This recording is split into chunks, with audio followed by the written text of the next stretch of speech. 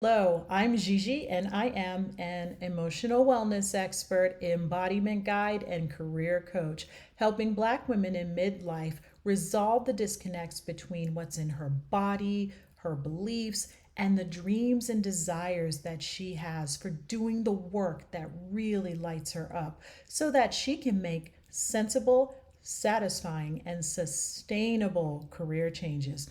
And this month, I am celebrating emotional wellness by hopping on here and creating quick videos that gives you tools, tips, techniques, and sources of inspiration to optimize your emotional well-being so that you can not only do the work that lights you up, but you can also live the life that you want. This is at the core of being able to do the things that we want to do, to enjoy our work and to enjoy our lives. So I really wanted to honor that. And as I'm wrapping up these final few days of the national celebration, I want to spend some time talking about another aspect of getting the right help for you that I think we tend to take for granted, or it kind of just gets lost in the mix of all the other things that you're thinking about when trying to seek out the right help for you right now. And that is this: trust.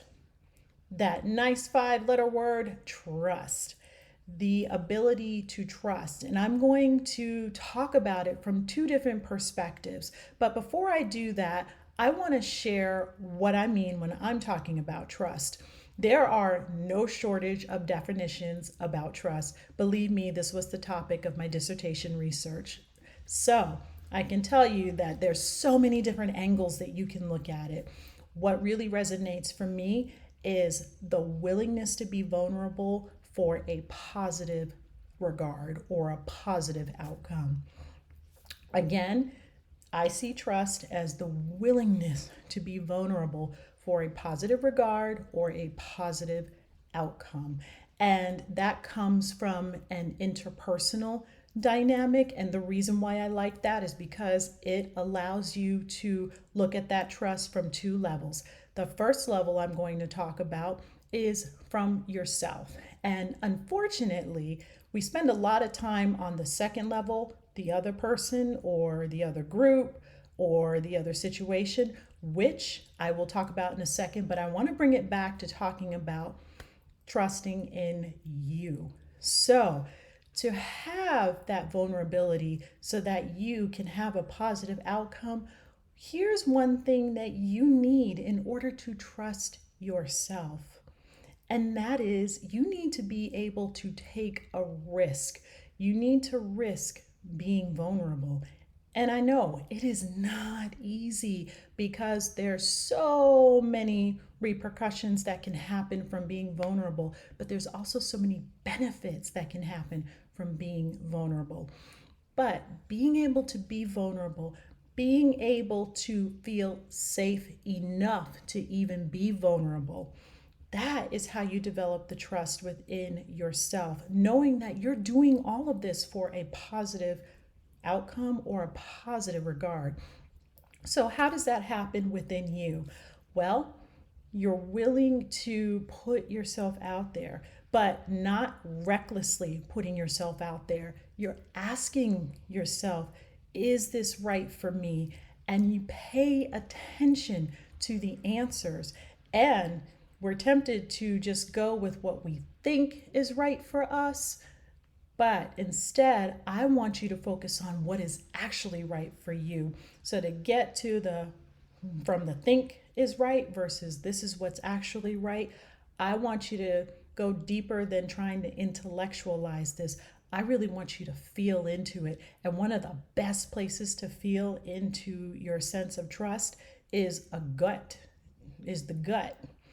There's a reason why they call it a gut check or checking in with your gut, or what is your gut reaction, because your gut is essentially the second brain in terms of the neurons that are there, the processes that it does. So, how does this feel to you on a gut level? How is it resonating with you on a gut level? and really listen for that answer and then use that to help you build your sense of trust within you, because you're going to need that to effectively have the second type of trust, which is trusting in another person, be that another individual or another group or another situation. So when you're doing interpersonal trust, now becomes the question again, willingness to be vulnerable for a conditional positive regard or an outcome. What you're asking is, if I put myself out there with this individual, can I have a reasonable sense, reasonably know? And again, this reason, it's not an intellectual reasoning, but know that if I put myself out there with this person, is this someone who has my best interest at heart when I'm sharing myself with them, when I'm being vulnerable with them, when I'm taking the risk, when I am risking my safety by doing this? Is this someone who is got my best interest? Am I going to have a positive regard when I put myself out there with that person? And again, pay attention to the dynamic between you, what's going on within you, and what is coming off from that other person.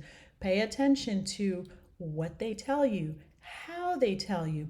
Pay attention to when you're interacting with them. How do you feel? Again, gut check in on the gut level, because that's usually a quick reaction, but it's 9 times out of 10 usually the right reaction, because there is a wisdom there that is operating faster than you can perceive. But check in with the gut. Do a gut check with it. Sometimes we get stuck up here in our head and we try and intellectualize our way out of it, but go with what your gut is telling you. There is a reason that that saying is around and that that saying has staying power, because, well, it's true. So, trust, that is a key ingredient in getting the help that you need right now. Because if you do not, one, trust yourself, two, trust the other person, or you don't trust the interaction that you're having with that person or with a group or with a situation, I don't care what else is going on. If that trust isn't there, some sense of it, it's just not going to work. So I hope that helps you, and definitely check in with yourself. Please, please, please. And trust is a skill that it does take time and practice to develop. And I encourage you to do that. Take the time to learn how to trust yourself and to learn how to then extend that to trusting others. So that is all for now. And if you want more support with helping you to do the work that truly lights you up, feel free to schedule a clarity call with me. Would love to just sit with you, help you sort out what's going on and see what is the next best thing that you can do right now. So the information is below. Take care. Until next time. Bye-bye.